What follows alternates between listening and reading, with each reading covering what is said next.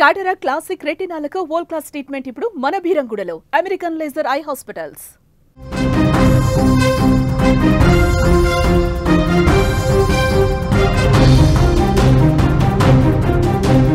హైదరాబాద్లో వరుణుడు మళ్లీ తన ప్రతాపాన్ని చూపించాడు.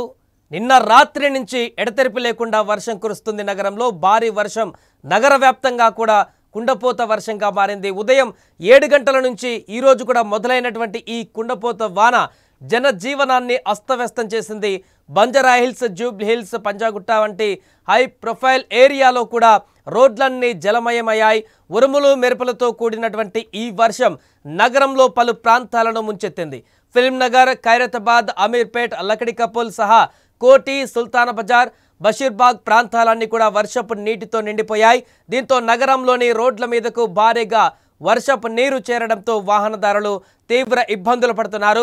ప్రస్తుతం ప్రధాన రోడ్లు అన్నీ కూడా చిన్నపాటి కాల్వలను తలపిస్తున్నాయి. ట్రాఫిక్ స్తంభించిపోవడంతో చాలా చోట్ల వాహనాలు క్యూ కనిపిస్తుంది. ఇక పోలీసులు రంగంలోకి దిగి ట్రాఫిక్ను మళ్లిస్తున్నారు. శ్రీనగర్ కాలనీ ప్రధాన రహదారి అయితే చెరువులా మారిపోయింది. ఇంకా అనేక ప్రాంతాల వద్ద కూడా ఇలాంటి పరిస్థితే కనిపిస్తుంది. ఇక ఈ వర్షం ఇప్పుడిప్పుడే ఆగేలా కనిపించడం లేదు.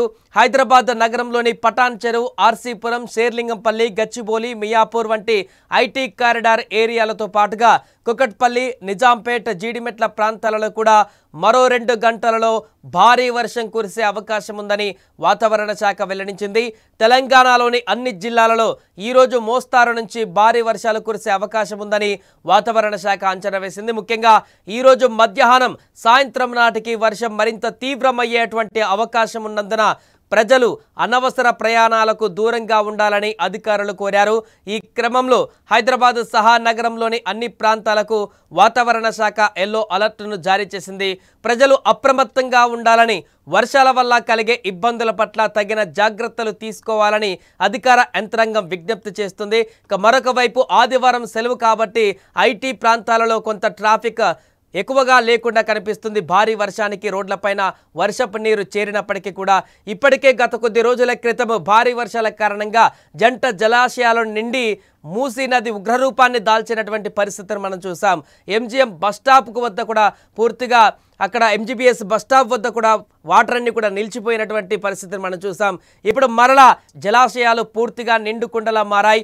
ఎగువన నుంచి వస్తున్నటువంటి వరద ప్రవాహంతో 2 జంట జలాశయాలు కూడా ఇప్పుడు పూర్తిగా నీటి మట్టంతో కూడా ఉన్నాయి. ఇప్పుడు మరలా గేట్లో ఎత్తి దిగువకు నీటిని విడుదల చేస్తున్నారు. నిన్న రాత్రి కురిసినటువంటి భారీ వర్షానికి మరలా ఇప్పుడు 2 జంట జలాశయాల నుంచి నీటిని విడుదల చేసి మూసీ నదిలోకి తరలిస్తున్నారు. దీంతో మరొకసారి మూసీ నదిలో వరద ప్రవాహం కొనసాగుతుంది. దీంతో మరిన్ని గేట్లు ఎత్తేటువంటి అవకాశం, అంటే 2 గంటల్లో మరింత బీభత్సమైనటువంటి వర్షం కురిసే అవకాశం ఉందని వాతావరణ శాఖ అధికారులు చెప్తున్నారు. కాబట్టి మరింత ఎక్కువ కూడా వాటర్ని జలాశయాల నుంచి కిందికి వదిలేటువంటి అవకాశం కనిపిస్తుంది. దీంతో మూసీ నది పరివాహక ప్రాంతాల్లో, దిగువ ప్రాంతాల్లో ఉన్నటువంటి ప్రజలందరూ కూడా అప్రమత్తం చేస్తున్నారు. ఇప్పటికే గత కొద్ది రోజులుగా కింద జరిగినటువంటి ఆ యొక్క ప్రవాహం కారణంగా ఎదుర్కొన్న ఇబ్బందుల దృష్ట్యా మరొకసారి అలాంటి ఇబ్బందులు తలెత్తకుండా అధికార యంత్రాంగం అప్రమత్తమైంది. ఏదేమైనా కూడా హైదరాబాద్లో ఆదివారం ఈరోజు మరికొన్ని గంటలలో మధ్యాహ్నం, అదేవిధంగా సాయంత్రం మాత్రం